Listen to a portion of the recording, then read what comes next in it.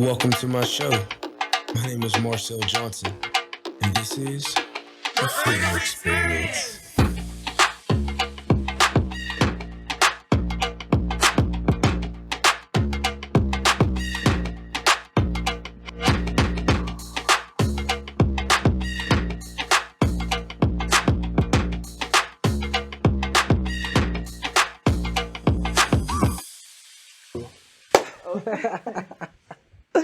Man, welcome back to the Freedom Experience. My name is Marcell Johnson, and today I'm excited, man, because I got somebody on the show who's going to do some performing for y'all, and somebody who I think is an official artist. So her name is Naomi Allen.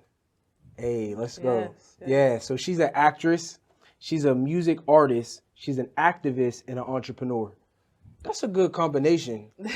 Yeah, like you well-rounded. Thank you. That's what's up. God, it's all God for sure. Pulls the gifts It's out. all God. Don't he? It's all. Trust me. Did you always want to be an actress? That's a good question. I would say for the most part, yeah, I did. I actually started off singing in the church, of course. Wow. But my brother and sister, they used to do duets all the time, and my Wow. sister is 9 years older than my brother's 8 years older. So they used to sing duets all the time. Yeah. Nobody actually knew I could sing until I busted out singing this one day, and they was like, "What?" And so ever since then, it started off with singing, and then it led to acting. So wow. Singing was first. So it like I noticed that too within like the whole artistry world. You can sing, dance, draw, all of it. You probably could do all of it. That's a little generous. I definitely can't dance. God ain't blessed me with that gift because I wouldn't know how to She act. could probably two-step. You know what I'm saying? I got rhythm. I got rhythm. I just you can't. probably be jigging still. Like we found out. I seen some of her videos. Oh, snap. So first of all, man, I do want to thank you for coming. Like I know that you're in the process of building so much stuff and you're up and coming and performing different places. So thank you for taking the time to be with us on the Freedom Experience. Yes, thank you for First having of me. all, yeah, for sure. All right, so what about this entrepreneurship? You're a new entrepreneur, right? Yes, I am. I technically have been painting since I was a kid. Okay. I actually thought I was gonna go to like school for the arts. But that's not how it worked out for me. But yeah, so I never really thought anybody would buy my paintings. Wow. I really just did it for the sake of, the healing that it brought me, the comfort it brought me. I got extreme anxiety. I ain't gonna cap. Right, So, right. You know what I'm saying? That's the thing that keep me calm besides God, of course. Wow. But, and so, so actually a friend of mine that's a part of One Hood, which is a collective I'm a part of as well. He came to me, he was like, listen, your art's hard. I want you to put it in this gallery that I'm curating, this exhibition. Right. And I was kind of like, I don't know, but eventually I ended up going with it, and somebody actually bought a painting of mine at the end of that, and I never thought that would happen, and that was in 2019. So just before, actually that was mid-pandemic. So afterwards, I felt God really being like, look, let's just jumpstart a business. Let's really go through with it, and I'm going to keep you with this. Like, you don't have to work. I'm going to bless you with this. This is going to be your financial stability. And so from 2019 to technically this year as well, that's just been really my financial stability. I did start working a job, but he recently told me to quit it. So come on, and trust on him, and I ended up getting a better job. So man, look, so that's really how it works. Being an entrepreneur isn't as easy as other people like to make it. And you got to face a fear of really not making it. And you got to kind of rely only on God to be your support. And when you do that, he shows up. And it's like almost putting God to the test. But it's like, you know in your heart you're supposed to do it, but you're scared to kind of jump. For sure. But then you did it even facing anxiety, because I heard you say that you deal with anxiety and stuff like that. So you were able to push past the anxiety to do it. Right. So let me ask you about that. What do you think kind of was that push? What was the inspiration? Honestly, he spoke to me and I realized that I was hoarding this job out of fear. I hated the job. I didn't like being there. I like people, but I hated the job. And in my spirit, I genuinely wanted to quit, but I was like, if I quit, what am I going to do? Outside of this, what am I going to do? Because I knew festivals weren't coming up yet. Right. So I was like, I can't perform right now. I also know it's better to perform and also sell my art at the same time. That's when I make the most money. So I was like, I don't know. But God was like, nah, you just got to quit this job. And I was like, She's not made for a 9 to 5. Like, there's too much talent here. Like, even with her speaking about her shows and stuff like that, it excited me. Because me even seeing you on them stages, it's like you're at home when you're on stage. You finesse. So, matter of fact, can you rap something real fast? Because she raps, she sings. You know what I'm saying? You write music too, right? Yeah. Write music. Like, she's really an artist. So you need to reach out to her. How would people be able to reach out to you? Oh, snap. So my Instagram is _Queen of Nairobi. We'll have it on here. I also have a website, which is www.queenofnairobi.net. Yeah. And that's like the best way. I got my email on there. All my social media is on there. Like, yeah. She's official. Reach out to her. And I love the fact your name is Naomi, but your rap name is Nairobi. It's a funny story. It's not really funny. But... Tell us that story and then give us something. Go ahead, though. Okay, so Naomi is a Hebrew name, right? It's technically a Hebrew name, but it's also a Japanese name. I love it. But because it's a Hebrew name, a lot of people, specifically white people, automatically assume that it's Naomi.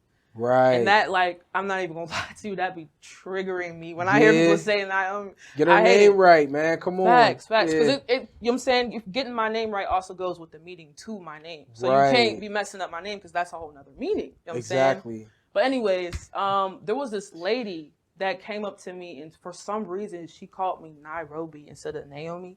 Wow. I don't even know how we got there. And so my brother and sister used to use that. Like, it became a nickname, and they would make fun of me with that. And it used to make me mad. But eventually I was like, you know what? I'm going to just start going by with almost like God was way. It was like, this is what you want. You know what I'm saying? Yeah. Everybody around you just came about. All right, so do something for us real quick. All right. Growing up, I watched my mama struggle. Dad threatening to leave. If it wasn't bad enough, when he got mad enough, he would reach for them keys. A dying family tree, because grandma didn't like me. Roots disconnected from the ground, but mama always held us down. Yeah. And I had insecurities. Kids said I wasn't pretty. Lips too big, nose too wide, hips non-existent, stomach promenade, brown skin kid from the east side, just trying to get by. Started contemplating suicide once I was sexual alive. Bro, this is what I'm saying. Like, you know my boy Yusef, and it's just like, I love when people do music that ignites purpose, that has a meaning behind it. You said so much stuff in there. You basically told the interview in the rap. You feel me? You talked about insecurities of just having your facial features, your body size, your sexual stuff that happened to you. That's a lot of childhood traumas. On this show, I always talk about how during your childhood is whenever you're introduced to your traumas and also like your purpose. And it's like, it's up to you to navigate through your traumas to be able to figure out that purpose, to live that purpose out. So you are doing that, and you've done enough work where now it's showing up. But how did you get there? Like, first of all, do you want to share the different things that happened to trauma with parents and family? Go ahead, share with us. I grew up in a 2-parent household. My parents are still married. But in my personal opinion, it's a loveless marriage, and it's been like that. I have, again, as I said, 2 older siblings. So my dad, he apparently, his dad never was affectionate towards him. So essentially, my dad was never affectionate towards me or my brother, but my sister is his favorite. So he's not the oldest? Yes. Okay. Yeah. He's not overly affectionate towards her, but he's a lot more affectionate towards her than he's ever been with us. Yeah. Wow. And that's obviously, I've internalized that because I always used to say, like, I could get over my dad, like, abandoning me and just not being around. Yeah. But to have him in the house with me and him still not choosing me, still not really, like, wanting me, like, feeling you might as well have abandoned me. Exactly. I'm like, bro, why are you here? Like, and why am I here? Essentially, like, what was the purpose of any of this? But, so I feel like my parents, their marriage has always been really toxic.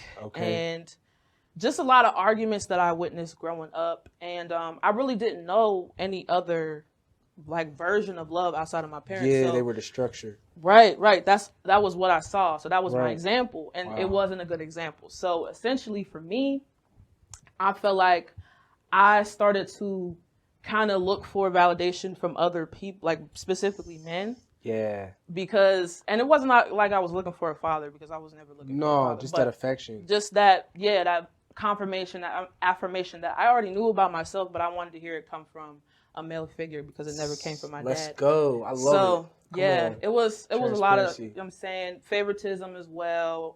I also kind of felt like I was put on a pedestal by my mom because she always told me, oh, well, when I was pregnant with you, God told me that you were going to do this. He told me that you were the chosen one, blah, blah, blah.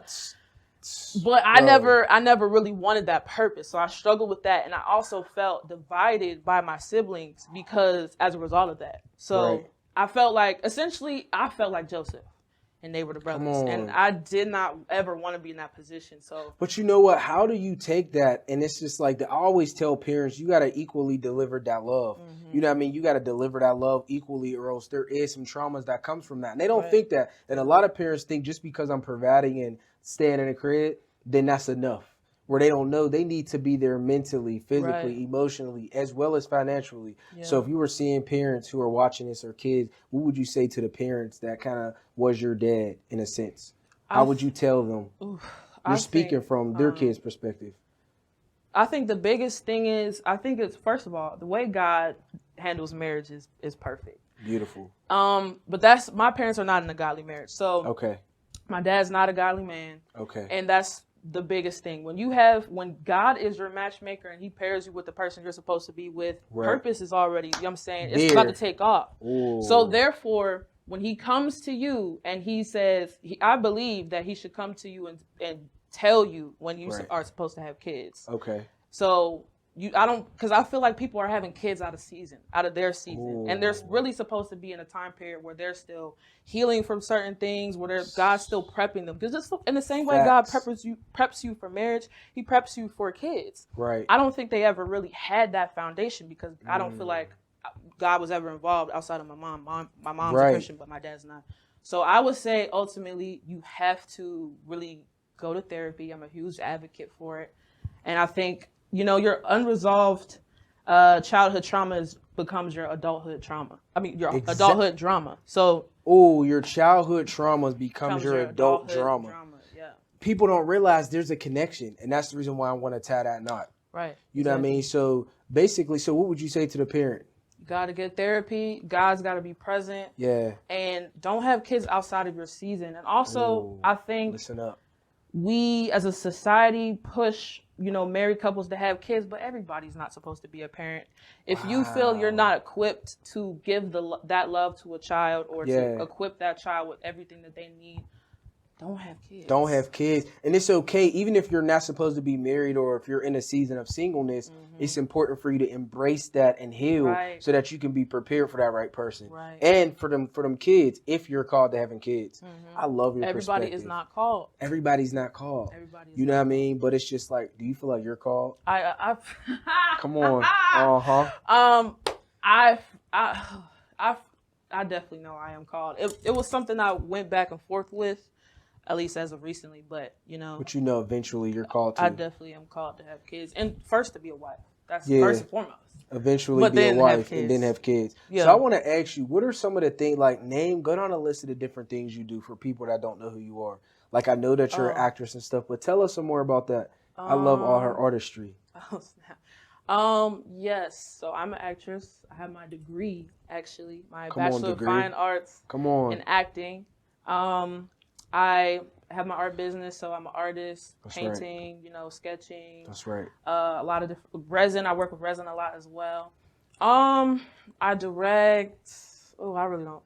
I direct. Come on. I write songs. I sing. I am really a poet, a spoken word artist. Activist. I'm a teacher.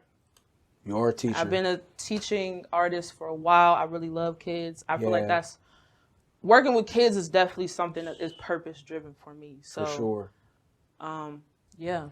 I love that. I love the fact that you work with kids because I noticed that sometimes you're able to heal a kid's trauma before they end up where you're at. A lot of times God will do that. You know what I'm saying? Yeah. But even in your own mistakes and in your own failures, how did you come out of that to be in the place you are now? Like, what role and what place did God have in your life? Like, your relationship with God, how did it help you transform? Into more freedoms. Into more freedoms. Well, that really took place this year. Come on, deliver it. So are we able to, you know what I'm saying? All right. Well, let's just get into it. Let's get into it. All right. So I'm actually a survivor of 2 previous sexual assaults. One happened when, I forgot the age, but I was like between the ages of like pre-K, 2nd grade. Wow, baby.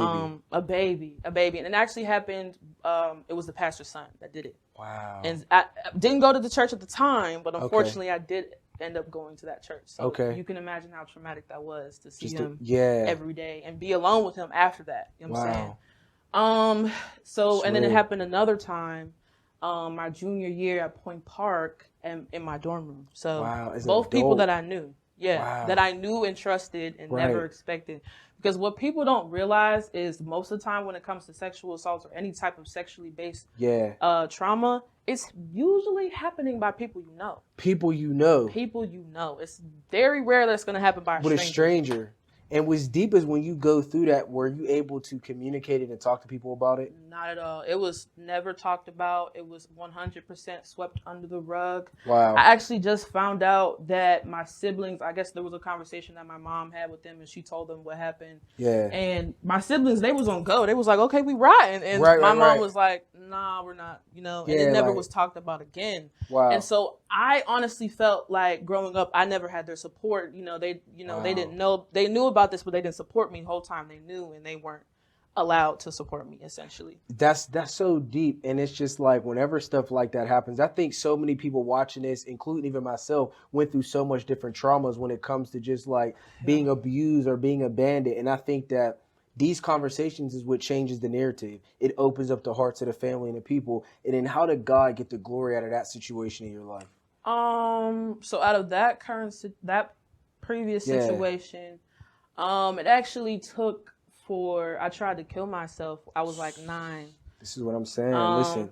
And I actually was suffering from suicide, depression, PTSD, anxiety. Wow. All of these things, I had no idea what they were, but I was struggling with that at 9 years old. I tried to take my life, and my first ever experience with God was on that day because he spoke to me, called me by name, and told me to stop. See, when people say they can't hear God's voice, I'm always telling you, God is always speaking to you. Usually in your life circumstances, he's showing you something.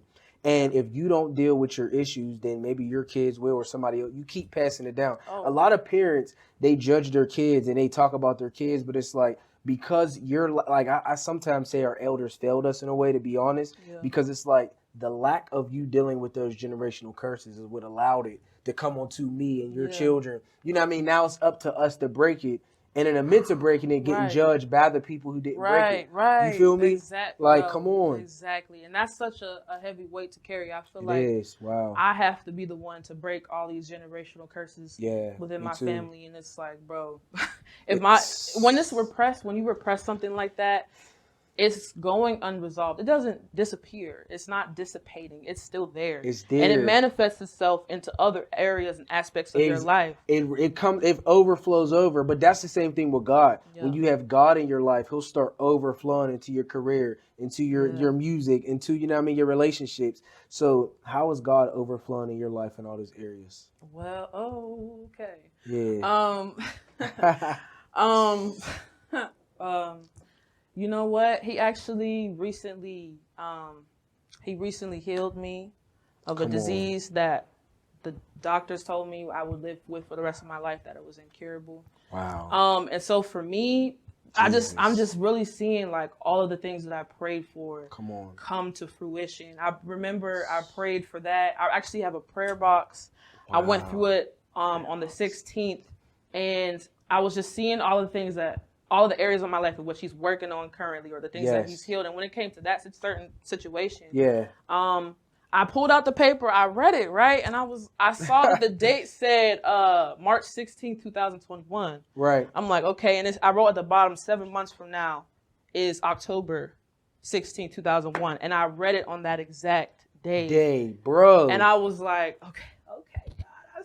Hold on, but you said God healed you from an uncurable disease. Yes. So God's a healer. So tell anybody at home that's watching this that has something going on, release that healing power and that healing faith into them. For sure. I mean, listen, I'm going to keep it all the way a stack with you. In the beginning, I I wasn't entirely sure. Yeah. I really wasn't entirely sure. Like, I knew that God was a healer. I knew that God is miraculous and that he's still working miracles today. Right. But it was me, though. So that's like, the problem he I can had. do it, but just not for me. Right, exactly. Right. And when he told me he was going to do it, I was like, okay, pause. You can't do that for me. Not because you're not strong enough to do that, but because I don't want you to have to do that and then I have to carry the weight of that testimony. Like, I don't want the responsibility of that. I don't want you to make me the spokesperson of that, and then I have to go and speak to people with this same situation. And that's what it's all about. Listen, when he started to work, when I started to see him do certain things, just come through in certain areas, I was like, all right, I'm going to just have to step out the way. I have to remove myself that you can fully, minister through my life, so that you can fully do what it is that you want to do. Because if I'm blocking my own blessings at this point. I'm not trying to block my own blessings, but it takes for you to have to be willing to face those things. But God really will overflow in your life. Do you feel like he helps you out in your artistry? Oh, for sure, yeah. Matter of fact, sing something for us. Hold on, sing something. I'm not singing. Come on, sing something one time. Okay. I love you, Lord, and I lift my voice to worship you, oh my soul, rejoice. Take joy, my King, in what you hear, and let it be a sweet, sweet sound in your ear. Come on. See what I'm saying? On the spot. I be telling people, if you're really an artist, I should be able to ask you to sing or rap on the spot and you be able to deliver. That's what she does. She delivers. You deliver, man. Thank you. I love that so much. And I can't wait. I'm a transformational speaker and I go on tours and speak. And I can't wait to have you speaking on something about just overcoming all the different areas. You suffered with a lot of different stuff. And this is only part one, y'all. So, we got to definitely have you back on here for part two because our testimony is powerful. But I always like to end this show with words of wisdom. Right. So I ask everybody, what are your words of wisdom that you would share with other people as far as what to do to kind of hold on? Listen, if God goes before you, none can come against you. Ooh. And that's it. Ooh. That's the word. That's what I'm taking away from this. Come on. That's your weakness. Where you're weak, God is strong. And honestly, weakness is humility. So I'm fine with it. That's something I really struggle with, is vulnerability. But I'm moving myself out the way. We can't look, and this is part of the freedom. You're getting more free because she was super transparent. You were super vulnerable. You know what I'm saying? You shared stuff today that I feel like is going to help a lot of people, but you definitely had to move out the way. And that's what I found myself having to do, move out the way so God can move. Then something else you said was, if God be for you, who could be against you? Like at the end of the day, if God is with you, he always wins. Right. So the secret is having God in your life almost qualifies you and gives you the absolute truth that you're going to win. Like it gives you a guarantee that no matter what you're facing, you'll still win. And then you said humility. The humility is part of to be exalted is to be humble. Oh, that's in James.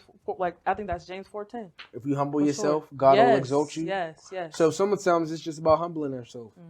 So what else did you want to say? Oh yeah, she's gonna stick around and do a performance for y'all too. Right. So make sure you catch that. But is there anything else that you want to share or tell the people in part one? No.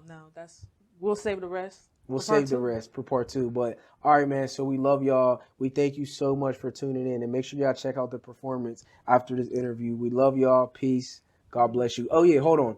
So my words of wisdom. Oh right. Is find freedom. It's time. Find God. What's up? It's Nairobi, and I just want to share my testimony with y'all really fast. So around Christmas time, I reconnected with a high school friend. We was talking. It was regular. Move on to January. We reconnected again. And in January, he hits me up. He's like, yo, let's link. I'm like, cool. Long and short, on January 11th, 2021, he actually raped me. And that was my virginity as well. So that was obviously very hard for me to lose my virginity in such a way. After that happened, I went through a severe state of depression, a severe state of like I started to feel suicidal. I started to feel worthless. I started to feel angry. It was a roller coaster of emotions, like constantly. And of course, I didn't really open up or tell anybody what happened. I kept it to myself. Literally nobody knew. For that whole week, I started to feel sick. And it was like each day there was just a new symptom each day. And eventually the Holy Spirit kind of revealed to me that something was wrong. And from what he revealed to me, I was able to take away that I had STD. But I wasn't sure as to which STD it was. I did not know. It was almost like there was still that doubt because I'm like, nah, like there's no way I could have an STD. Like, I started Googling my symptoms. It came down to, I want to say 4 things. It was tonsillitis, mono, strep throat, and herpes. I went to the doctor. The doctor was just like, oh, you just have strep. That's all. You just have strep. I'm like, okay, cool. But when I went back to work, I want to say the next day, something just said, when I went to the bathroom, something said, open your mouth. I opened my mouth and I saw on my throat, like my glands, I had like this large, like white cotton, like cottage cheese, like bacteria just on the back of my throat. And I was like, okay. And of course, I know that that's common with strep throat as well. So I'm thinking, okay, once I finish taking this medication, I'm saying it's going to go away, which it did eventually do. But it also kind of just alarmed me in a whole new way. I became really depressed because intuitionally and just from the Holy Spirit, I knew that something was wrong. Every day it was a new symptom. I was getting more and more sick. And actually, earlier in the year, I had already been diagnosed with a skin disease that's rare. There's also no cure for that as well. So I just really felt like there was a spiritual war on my body and my health. And so I was laying in bed this one day and I was just like, oh, I'm worthless. Like, this is crazy. Like, I can't do this. Like, I cannot live life. I just don't feel any valuable. I don't feel any value. I don't have any purpose. And God spoke to me and he said, the number 7. And I was like, okay, why are you saying that? The number 7, if you don't know, in the Bible stands for completion. So he said the number 7 to me. I'm like, why are you saying the number 7? He then said, you were born on December 12/7/97, right? I said, yes. He said, therefore, you're complete in me. But I wasn't really trying to hear that. So I was just like, all right. Anyways, of course, throughout that time, he was giving me scriptures. He was telling me things over and over and over. He began to tell me, he said, go on YouTube and Google testimonies of me healing people from incurable diseases. And so I did it. I watched a few testimonies. It was a bunch of different things that came up, like cancer and all types of stuff. And then the next day, again, he was like, okay, now look up testimonies of me healing people from herpes. And I was like, hold on, for what? And I started teeing up. I got really upset and I was like, listen, I already know what you're trying to say and I'm rebuking that. I'm not claiming that. There's no way that I had that. I'm just not with it. I watched a few testimonies. After watching one of these particular testimonies, I became really angry and I was like, listen, that's wonderful that you did that for that young lady, but you 1,000% cannot do that for me. Because if I end up having this disease, like it's done, either they're going to have to take me out the game or I'm going to take myself out the game because I'm not going to live with that. It was a lot of pain. And again, I was going through all of this by myself. Literally nobody knew what was going on. I intentionally kept that way. So it was just me crying every single day. Me, constantly being chronically ill and going to the doctor and them saying, you're fine, there's nothing wrong with you. And me demanding for a blood test for herpes because I'm getting tested for everything else. Everything else is coming back negative. I'm like, okay. And so I'm laying in bed this one day and God said, why are you in mourning when I told you would be victorious over this? Because I'm like mourning my virginity. I'm mourning the way that this happened. I'm just like, yo, what is it about me that makes men want to take advantage of me in such a way, because this has already happened twice. Like, what exactly is going on here? What is it about me? What is the purpose of this? You know, because I never had no Jezebel spirit. I never was hypersexual. I never was promiscuous. I never was doing anything to get that type of response. And to be clear, in no way am I ever blaming victims of sexual assault or rape. But that's a common thing that we hear from people that are victims of sexual assault or rape. People always want to say, well, what did you do? And not, they want to put the blame on the person that was the victim rather than putting it on the person that actually did the act. I decided when God said the number 7 to me that I was going to claim that he would heal me in 7 months. I wasn't entirely sure. I had like the faith of a mustard seed at that point, but I was like, I'm just going to believe that you're going to do this. And I wrote it down, put it in my prayer box. And I was believing in it, but not entirely believing in it because it was me. I also remember around that time, I cursed the call that God had on my life. I told him, like, listen, you could keep that. I said, whatever, husband and children and all that, you could keep that, because there was people prophesying to me about a kingdom marriage, a kingdom spouse, children, and spiritual children, all this, that. I was like, I don't want to hear any of that, because I was very depressed. But March came, I go to the doctor, I demanded a test. They took the test, and about 5 days, it came back and it said positive. To see it on paper was a totally different feeling. It just really did. It really devastated me in that moment to see it on paper. But when June came, that was the 6th month, I became super, super, super ill. I came home from work, I was in the kitchen, and I just felt like I was about to pass out. And I was completely weak. And I remember feeling like I had like this really huge headache. Of course, I'm like, okay, probably just got to drink some water. I'll be Gucci. Drank some water, went to bed. I woke up the next day. I had a fever. I had sore muscles. I was fatigued. All of the symptoms that I struggled with from this entire process, I had again, but it was 10 times worse. So I got rushed to the hospital. Of course, they're just like, it's COVID. So they're testing me for COVID. That obviously came back negative. They're doing chest x-rays. They're doing stomach x-rays. They're doing all these different tests because they genuinely didn't know why. Of course, I had to tell one of my nurses, because there was so many people in and out the room.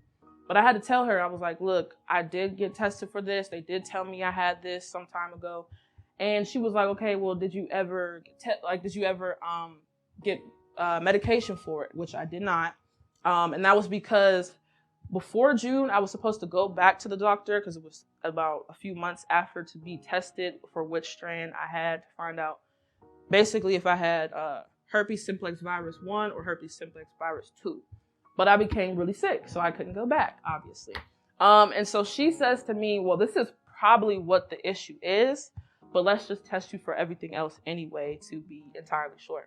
I was initially trying to fight it, but eventually I was just laying in that bed and I was like, look, and I actually just prayed for all of my loved ones. I was like, just make it so that it's easy for them, give them peace for my transition, because I never felt that weak in my life. I never felt that spiritually and physically dead in my life. I truly thought that I was going to die that day. And then I prayed for my own soul because I was like, I don't even know what's about to happen. But I was like, God, if you let me see heaven, like, that's really all that matters. And so I just completely surrendered and just like basically gave up in that moment. The doctor comes back and she says that I have, she said they did an x-ray on my lung. She said they found particles on my left lung and that my left lung was collapsed. For the remainder of June, I was sick. I think it was about like 2 or 3 weeks left. And I was in the house sick, could barely walk, couldn't move, just basically completely, stuck in the bed. I couldn't even my parents had to bring me food. It was just really, really difficult and really hard for me as a person that's been completely healthy all my life to now be struggling with all these different diseases, all these different problems. And it just seemed like it was something new every day. But then the 7th month came. Once I felt better, I actually went to go check my lung. And that doctor said that she found nothing wrong with my lung. My lung was completely healed. Particles were gone. My left lung was no longer collapsed. So then God tells me, go get tested again for herpes, which I was like, okay, but it was a lot of chaos within my family. So I didn't do it. I got distracted. The 8th month came. He's like, go get tested. I'm like, okay, but I still didn't do it because there was a part of me that's like, what if when you said the number 7, I technically claimed 7 months. So what if you really meant 7 years? I just began to doubt it. So didn't go. Finally, September came and he put it on my heart again. So I was like, all right, I'm gonna just go. And in that moment, there was so many different trials that happened when I was trying to get this test that could have deterred me, but I didn't let it deter me. I was just like, I know that I'm healed. I know what you promised me, and I know that you're going to do it. So I go to another doctor. They take another blood test. They're like, we'll let you know the results. On October 1st, God said, check your app, because there's like a MyChart health app that I had at the time, but I didn't receive any notification saying the test results were in. I didn't get a call, which is normal. They don't call you. So I was just like, okay. I was like, are you sure? But I was like, you know what, whatever. I'm going to just check. And when I checked it, I saw that it said your herpes simplex virus test was negative. Woo-hoo! And I was like really shook by that. God revealed to me about this whole experience was that, with the 7th month, the 7th month stands for completion. But before I could get to the 7th month, I had to go through the 6th month. So number 6, that stands in the Bible represents sin of man, brokenness, weakness specifically. And so I had to basically fully surrender to God. I had to be in that bed and just say, you know what, whatever your plan is for me, I accept it, even if that means today I have to die. It is what it is. I had to do that because up until that point, I was fighting the whole time and I was trying to do it by my own strength. I wasn't letting God step in. I wasn't letting God lead me. I wasn't, I was trusting him, but then I'm like, you know what? Nah, because I can't, my pride was getting in the way. My pride was getting in the way because I am prideful when it comes to my pain. And so I was just like, nah, try to push through it in the ways that I always have. So 7th month, again, that means completion. That was when I actually really was healed and fully received restoration. But I didn't know because I didn't go to the doctor. Then the 8th month came. The 9th month, which was September. The number 9 in the Bible symbolized completion, finality, totality, which let me know that the season that it was done, it was over. The season had ended. The season of long suffering is over. And then the 10th month, which is obviously this month, October. The number 10 symbolizes a lot of things, but in pertinence to me, the number 10 symbolizes testimony. And so that's how I knew, essentially God kept his promise. He, before I could receive restoration, spiritually, physically, mentally, all of that, I had my old man had to die before I could get to the new. That is my testimony of how God healed me completely of herpes simplex virus. I don't know which strain I had. And as impertinence too, because I feel like somebody might wonder, impertinence to the young man, God also promised me that he was going to seek justice for me, and that several years down the road, he would come to me, he would be completely unrecognizable, and he would essentially ask for forgiveness and ask me to remove the curse that I put on him. And he's also guaranteed me during this time, even before, since April, I've just had complete peace. The peace that passes all understanding, even though I was, dealing with all of the health issues that I was dealing with. All right. Growing up, I watched my mama struggle. Dad threatening to leave. If it wasn't bad enough, when he got mad enough, he would reach for them keys. A dying family tree, because grandma didn't like me. Roots disconnected from the ground, but mama always held us down. And yeah, I had insecurities. Kids said I wasn't pretty. Lips too big, nose too wide, hips non-existent, stomach prominent, brown skinned kid from the east side, just trying to get by. Started contemplating suicide once I was sexualized.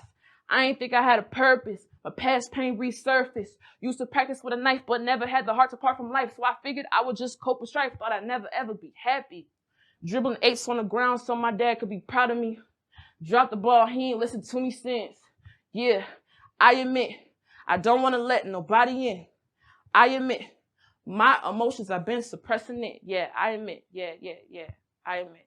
Yeah. The freedom experience.